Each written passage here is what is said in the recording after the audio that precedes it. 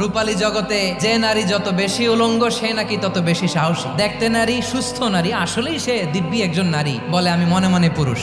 সবচেয়ে ভয়ঙ্কর অশ্লীলতার সবচাইতে লেটেস্ট ভার্সন হচ্ছে এই ট্রান্সজেন্ডারিজম। এটা লূত আলাইহিস সালামের কওমের মধ্যে ছিল। এই পশ্চিমের এই রোগ আমার দেশে যেন আসতে না পারে, আমাদের সজাগ থাকতে হবে। প্রিয় ভাইরা, চিল্লায় বলেন ঠিক কিনা? শয়তানের প্রথম এজেন্ডা ছিল সে আদম এবং হাওয়া আলাইহিস সালামকে নিষিদ্ধ গাছের ফল খাইয়ে তাদেরকে বস্ত্রহীন করেছে। এই জামিনেও সে আমাদেরকে বস্ত্রহীন করতে চাইবে। ভরকে যাবেন না ও আমার বোনেরা, এখনো আপনি জাগবেন না? এখনো আপনার চিন্তার দুয়ারে এখনো নাড়া পড়ে নাই? ওরা আপনাকে উলঙ্গ বানাতে চায়, ওরা আপনাকে আইটেম গার্ল বানাতে চায়। দুনিয়ার সবকিছুই অ্যাসেট, এর মধ্যে সবচেয়ে দামি অ্যাসেট নেককার নারী। আপনার গর্ভ যে কত দামি আপনি জানেন না? যারা এই নাটকের নামে, সিনেমার নামে আমার সমাজে অশ্লীলতা ছড়াতে চায় তাদের জন্য কঠিন মর্মন্তুদ শাস্তি মজুদ রেখে দিয়েছে কে?